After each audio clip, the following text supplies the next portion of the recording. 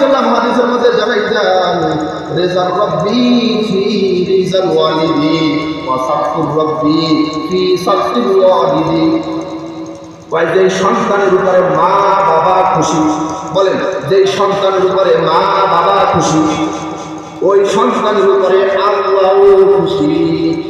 মুখস্থ করেন, যে সন্তানের উপরে মা বাবা খুশি, ওই সন্তানের উপরে কে খুশি বলেন তো? আরো বলেন কে খুশি? আবার যে সন্তানের উপরে মা বাবা বেজার, ওই সন্তানের উপরে আল্লাহ বেজার। আল্লাহ যে সন্তানের উপরে মা বাবা বেজার, ওই সন্তানের উপরে আল্লাহ বেজার। এবার আপনি আপনার মা বাবাকে খুশি করবেন না বেজার করবেন বলেন? খুশি করবেন না বেজার করবে? আরে মুসল্লি, তোমার 10 বার হজ তোমার বাবা মা বেজার হওয়ার কারণে নষ্ট হয়ে যাবে। তোমার 30 বছরের ইবাদত তোমার বাবা মার মনে বিন্দু পরিমাণ কষ্ট দেওয়ার কারণে শেষ। বিন্দু পরিমাণ কষ্ট দেওয়ার কারণে শেষ। এই জন্য আল্লাহর নবী বিশ্ব নবী রাহমাতুল্লিল আলামিন বলে, যেই সন্তানের উপরে মা খুশি হয় বাবা খুশি হয়, ওই সন্তানের উপরে আল্লাহ খুশি হয়ে যায়। আর যে সন্তানের উপরে মাও বেজার হয় বাবাও বেজার হয়, ওই সন্তানের উপরে আল্লাহ বেজার হয়ে যান, নারাজ হয়ে যান। অপর এক হাদিসের মধ্যে বিশ্ব নবী জনাবে মুহাম্মদ রাসূলুল্লাহ সাল্লাল্লাহু আলাইহি ওয়াসাল্লাম বলেন, আল জান্নাতু তাহতা আকদামিল উম্মাহাত, মায়ের পদতলে সন্তানের জান্নাত। এটা আমাদের নূরানি ভাষায় হাদিসটা আমি মুখস্থ করেছি আলহামদুলিল্লাহ। কার পদতলে বলেন তো? মায়ের পদতলে। কথার অর্থ কি?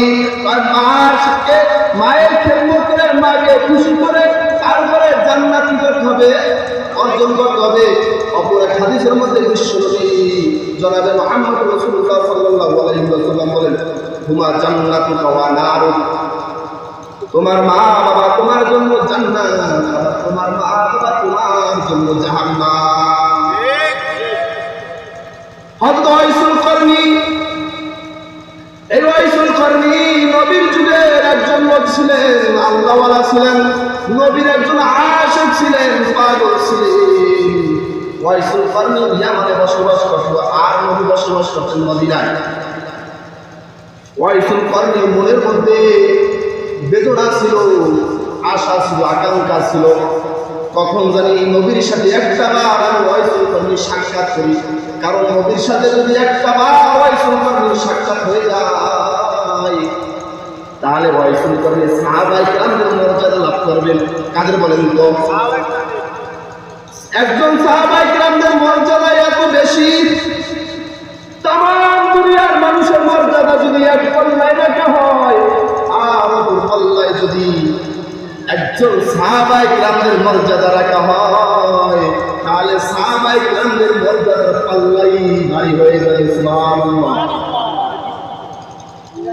ওয়াইসুল করনির মনের মধ্যে আশা ছিল, আমার দিকে তাকান, আপনার ওদিকে তাকাইলে আমার রব নষ্ট হয়ে যাবে, সেদিকে তাকান। ওয়াইসুল করনির মনের মধ্যে আশা ছিল, কখন জানি রাহমাতুল্লিল আলামিনের সাথে সাক্ষাৎ করি, কখন জানি রাহমাতুল্লিল আলামিনের দিদার লাভ করি। এইরকম আশা ছিল ওয়াইসুল করনির দিলের মধ্যে, কিন্তু ঘরের মধ্যে ছিল ওয়াইসুল করনির বৃদ্ধা মা। যে মায়ের ওই বৃদ্ধ ছিল, হাঁটতে পারতো না, আবার অসুস্থ ছিল। কি করবে ওয়াইসুল করনি? নবীর কাছে একটা চিঠি লিখলেন, নবী গো, আপনার একজন নগণ্য বান্দা ইয়ামানে বসবাস করে, এই বান্দা মনে চায় আপনার সাথে সাক্ষাৎ করার জন্য। কি করব? চিঠির মধ্যে লেখা, নবী গো, আমার ঘরে বুড়া মা, ওই বুড়া মারে আমার গোসল করাই দিতে হয়, ওই বুড়া আমার মাথায় আমার তৈরি দিতে হয়, আবার ওই বুড়া মারে লোকমা বানাইয়া খাবার মুখের মধ্যে তুলে দিতে হয়। ও নবী, আমি যদি আমার এই বুড়া মাটারে রেখে আমি আপনার সাথে সাক্ষাৎ করতে যাই, কে দেখবে আমার এই বুড়া মাকে? কে দিবে আমার বুড়া মার খবর? এবার আল্লাহর নবী চিঠি পড়ে ওয়াইসুল করনির কাছে আবার চিঠি লিখলেন, এর চিঠি ওয়াইসুল করনির কাছে পাঠাইলেন। ও ওয়াইসুল করনি রে, না না না না, তোমার আমার দরবারে আসা লাগবে না, আমার সাথে তোমার সাক্ষাৎ করাও লাগবে না, তুমি তোমার বুড়া মায়ের খেদমত করো, তুমি তোমার বুড়া মায়ের খেদমতে নিয়োজিত থাকো, তুমি তোমার বুড়া মায়ের মুখের মধ্যে খাবারের লুকমা তুলে দাও, তুমি তোমার বুড়া মায়ের মাথায় তৈরি লাগাই দাও, তুমি তোমার বুড়া মাটারে গোসল করাই দাও। আমি নবীর দরবারে তোমার আসার দরকার নাই। ওয়াইসুল করিম এই চিঠি করে আল্লাহর নবীর কথার উপরে আমল করা শুরু করেছেন। কারণ আল্লাহর নবীর কথা ছিল শরীয়ত, আর শরীয়তের উপরে আমল করা প্রত্যেকটা মুসলমানের দায়িত্ব এবং কর্তব্য। ওয়াইসুল করিম কি করলেন? আল্লাহর নবীর কথার উপরে আমল করা শুরু করলেন। ওমরকে ডাক দিলেন, হে ওমর, ইয়ামান থেকে একজন লোক আসবে যার নাম হলো ওয়াইসুল কারনী। এই ওয়াইসুল কারনী আমার থেকে একদিন মদিনায় আসবে।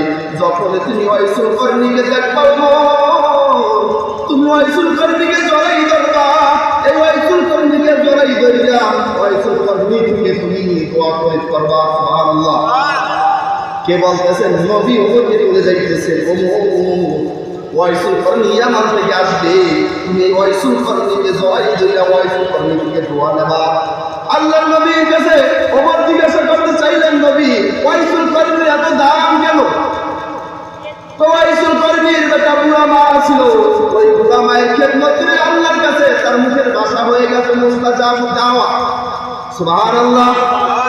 ওয়াইসুল কারনী মুখ থেকে দোয়া বের করতে দেরি রব্বুল আলামিন কবুল করতে দেরি করেন না। এবার ওমর পাগল হয়ে আছে। কখন ইয়ামান থেকে ওয়াইসুল কারনী মদিনায় আসে। যখন ইয়ামান থেকে কোনো কাফেলা মদিনার মধ্যে প্রবেশ করে, পাগলের মতো ওমর ছুটে যায়। একদিন হযরত ওয়াইসুল কারনীকে ওমর পাইয়াই গেলেন। ওয়াইসুল কারনীকে পাওয়ার পর ওমর ওয়াইসুল কারনীকে জড়াই ধরলেন। জড়াই ধরে বলেন, হযরত, আমি ওমরের জন্য, আপনি আমার জন্য একটু দোয়া করেন। এবার ওয়াইসুল কারনীর চোখ থেকে পানি পড়া শুরু হয়েছে। টপটপ করে ওয়াইসুল কারনীর চোখ থেকে পানি পড়তেছে। খলিফাতুল মুসলিমিন আপনি কি বলতেছেন? আপনার ব্যাপারে নবী বলেছেন ওমর ফিল জান্নাহ, ওমর হলো জান্নাতের একজন সাহাবী, জান্নাতের সার্টিফিকেট পাওয়ার একজন সাহাবী ওমর। তাহলে আপনি জান্নাতের মানুষ হয়েও আমি ওয়াইসুল কারনীর কাছে কেন দোয়া চান? এবার ওমর কাঁদে আর বলে, ওয়াইসুল কারনী শোনো শোনো শোনো,